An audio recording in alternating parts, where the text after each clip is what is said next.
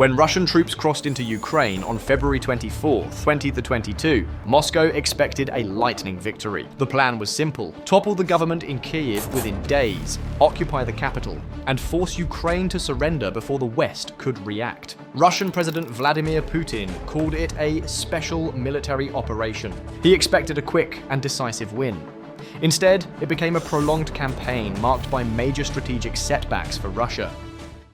Ukraine didn't collapse. It fought back with a precision that shocked the world. Within weeks, the Kremlin's dream of a 3-day conquest turned into a brutal, grinding war. What began as an invasion soon became a slow destruction of Russia's military power, economy, and global standing. The first major sign that Russia had miscalculated came at Hostomel Airport, just outside Kyiv. The airport was the centerpiece of Russia's plan to capture the capital. Dozens of Russian helicopters carried hundreds of elite paratroopers towards the site, intending to seize it in a surprise assault. Once secured, Russia would use the runway as an air bridge, flying in troops and armor directly into Kyiv.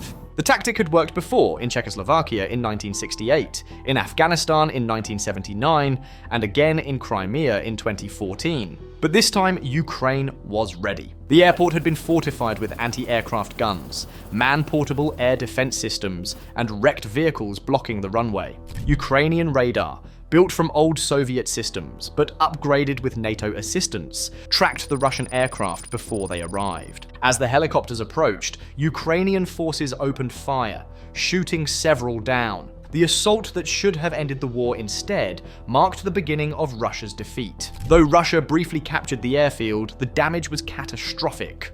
The runway was destroyed, reinforcements couldn't land, and the plan to encircle Kyiv collapsed. Within 5 weeks, Russian troops retreated in disarray. Ukraine's success lay in understanding Russia's predictable strategy. Having once shared the same Soviet military doctrine, Ukrainian commanders anticipated every move. They exploited those patterns repeatedly, turning Russian strengths into weaknesses.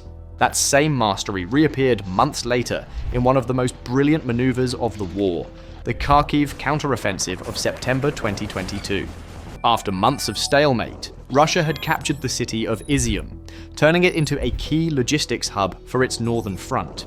Ukrainian General Oleksandr Syrsky used deception to set a trap. Throughout the summer, Ukrainian officials and media hinted at a major offensive in the south, near Kherson. On August 29th, Ukraine announced that the southern counterattack had begun. Russia took the bait, redeploying thousands of troops from Kharkiv to Kherson. Then, on September 6th, Ukraine struck, not in Kherson, but in Kharkiv Oblast. Russian defenses collapsed almost instantly. Ukrainian forces advanced more than 4 miles per day, retaking hundreds of towns and over 1,000 square miles of territory in less than a week. Entire Russian formations disintegrated. Tanks, ammunition, and vehicles were abandoned. Izium and Kupiansk fell, cutting off supply lines and exposing Russia's logistical failures. For the first time in decades, entire formations collapsed and withdrew in disorder. As Russian soldiers fled, life in Moscow went on as if nothing was happening.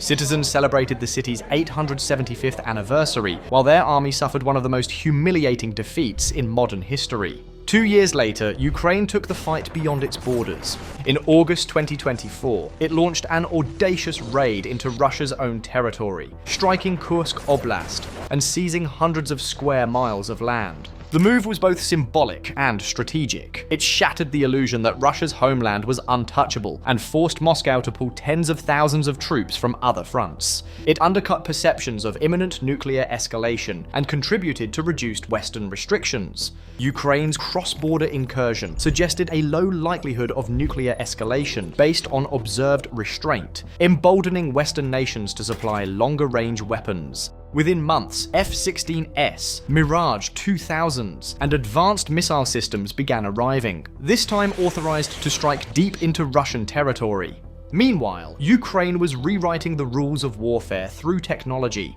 In 2022, its defense industry was worth around $1 billion. By 2025, capacity expanded roughly 35-fold. Nearly all of Ukraine's ammunition and drones were now produced domestically. Drone warfare became the defining feature of the conflict. Small, cheap FPV drones destroyed tanks worth millions. Naval drones forced Russia's Black Sea Fleet to abandon ports in Crimea. Long-range drones struck oil depots and airbases far inside Russian territory. The most daring of these operations came in June 2025, when Ukrainian drones attacked 5 Russian airbases simultaneously, damaging or destroying a third of Russia's strategic bombers. Ukraine's innovation came not from vast resources, but from necessity.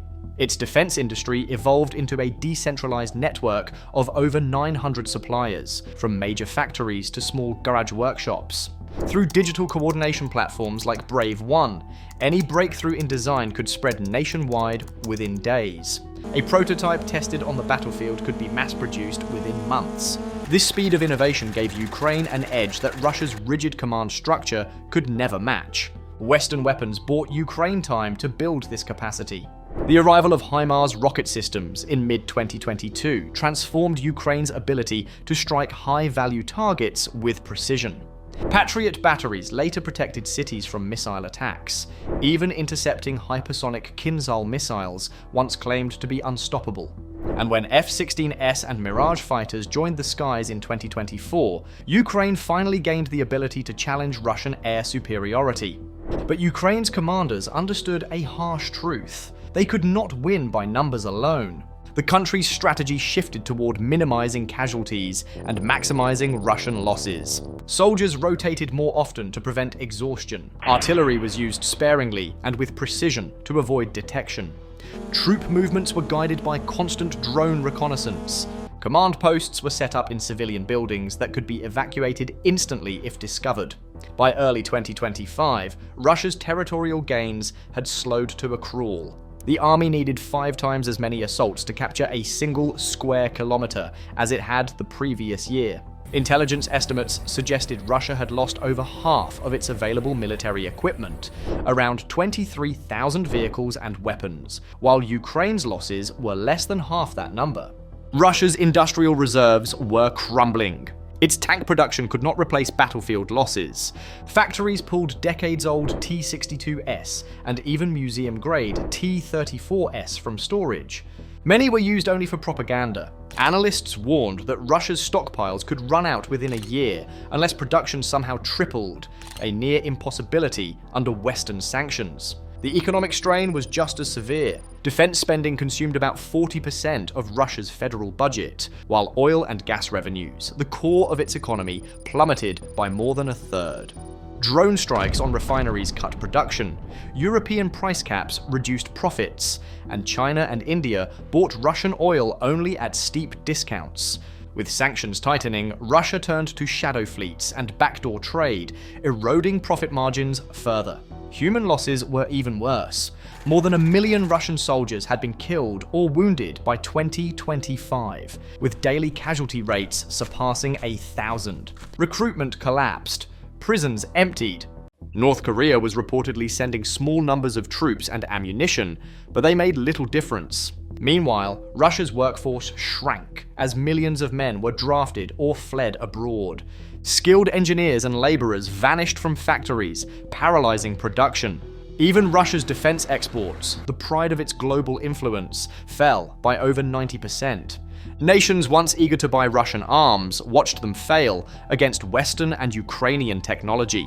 Moscow's few allies, China, North Korea, and Iran, treated it less as a partner and more as a customer with no leverage. NATO, meanwhile, grew stronger. Finland and Sweden joined, locking Russia out of the Baltic Sea. Germany announced a vast increase in defense spending. Europe began building joint infrastructure that bound the alliance more tightly together. The very invasion meant to divide the West had done the opposite. By mid-2025, Russia controlled roughly 18% of Ukraine's territory, land reduced mostly to ruins.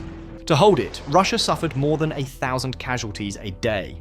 At its current rate of advance, analysts calculated it would take more than 2 centuries for Russia to conquer the rest of Ukraine, an impossible goal. Ukraine, however, kept adapting. Its weapons became smarter. Its soldiers are more experienced. Its command structure is more agile. Each month, its drone fleet grew, its industry expanded, and Western aid arrived with fewer restrictions. The war that began as a desperate defense had turned into a slow but steady dismantling of Russian power. Putin's plan to rebuild a new empire had instead exposed the weakness of the old one. The invasion that was meant to secure Russia's future now threatens to destroy it. The special military operation that was supposed to last 3 days has stretched into years of humiliation. Ukraine has not only survived, it has rewritten the story of modern warfare. The Kremlin sought to conquer a nation.